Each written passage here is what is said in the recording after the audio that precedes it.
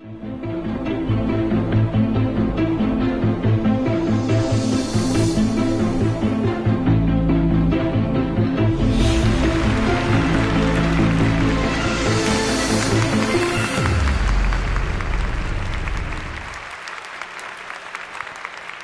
can we learn from holding a tea bowl in our hands?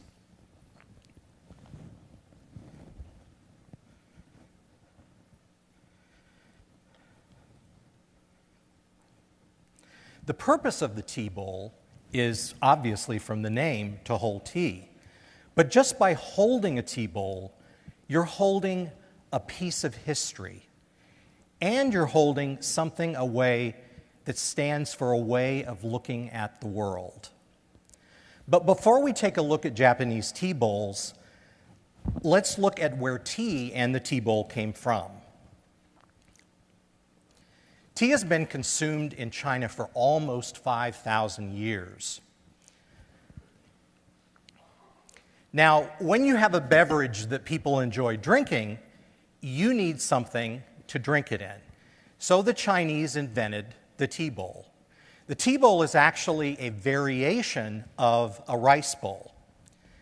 Now, the bowl in this picture was made about 1,000 years ago in China. And recently, I had the opportunity to hold this bowl in my hands.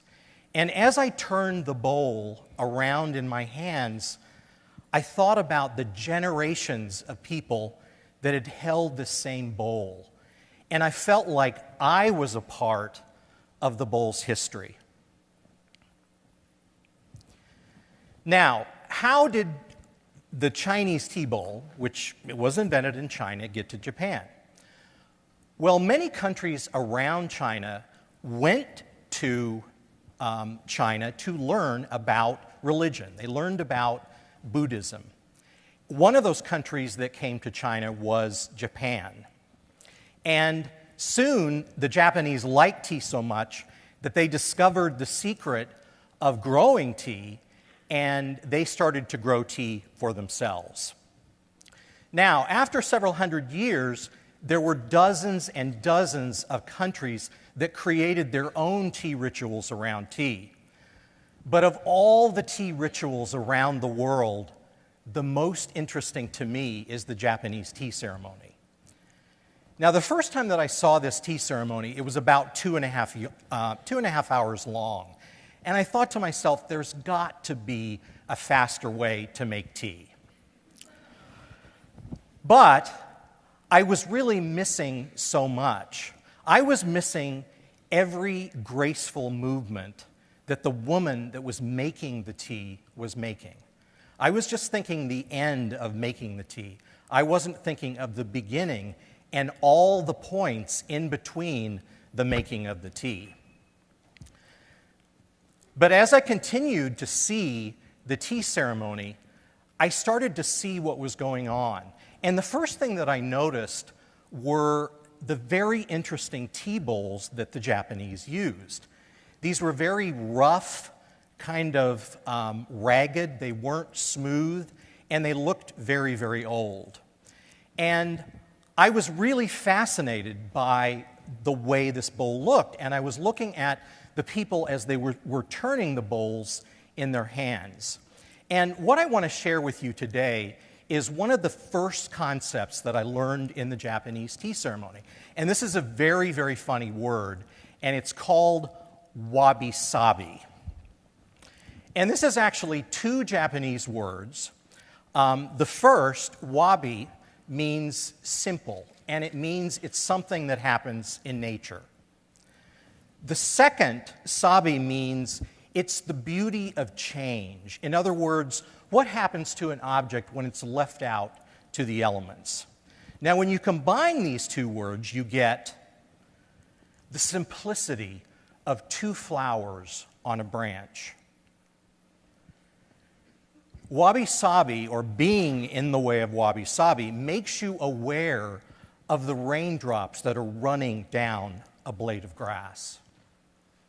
And Wabi-Sabi is about seeing changes that happen because of the different seasons.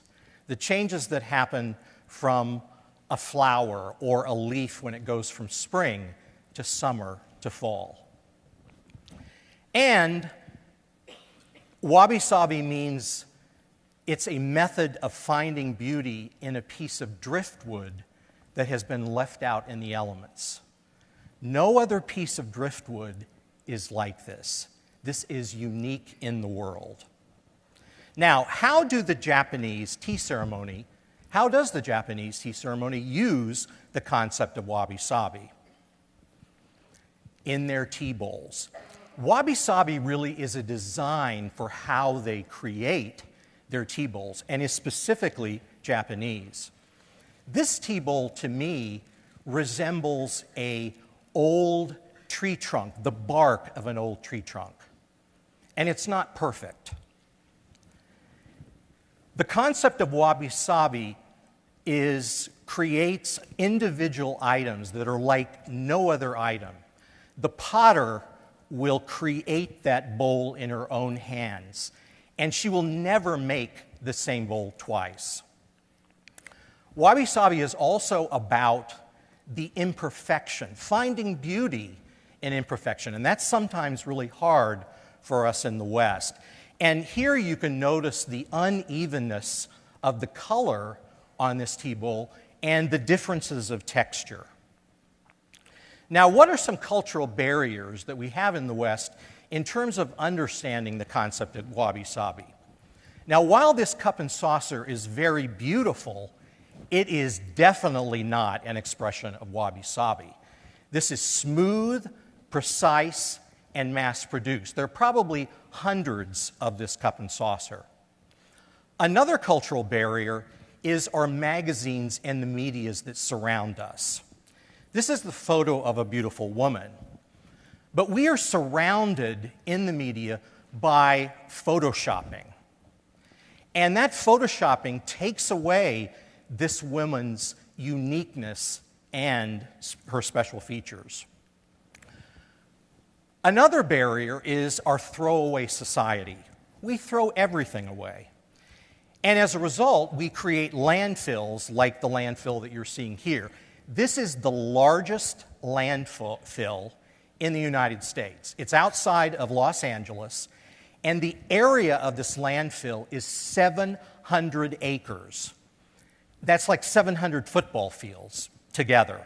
The garbage on those 700 football fields is stacked 500 feet high. That's as high as the Washington Monument. Now, through using wabi-sabi objects, they are used. They develop beauty because of their use. This is an example of a tea bowl in Korea that is the most prized piece of pottery in all of Japan. And this is from the 16th century. And you notice the cracks. And when a wabi-sabi tea bowl is damaged in some way, it's repaired. This bowl is repaired with staples. Now, how do we find wabi-sabi in ourselves, or how do we use wabi-sabi ourselves? Finding beauty in youth, middle age, and in the elderly. I think this woman has developed some amazing wabi-sabi. And sometimes we need to look through texture to find the inner beauty inside. I want to invite all of you to explore wabi-sabi further in the lobby. We'll be out in the lobby. I have my wabi-sabi volunteers. We'll be out in the lobby to continue your wabi-sabi journey. And you'll get to taste a sample of the tea that goes in the Japanese tea bowl. Looking at the world through the lens of wabi-sabi has enriched my life. And I challenge all of you to put a little wabi-sabi in yours. Wabi-sabi in the lobby. Thank you.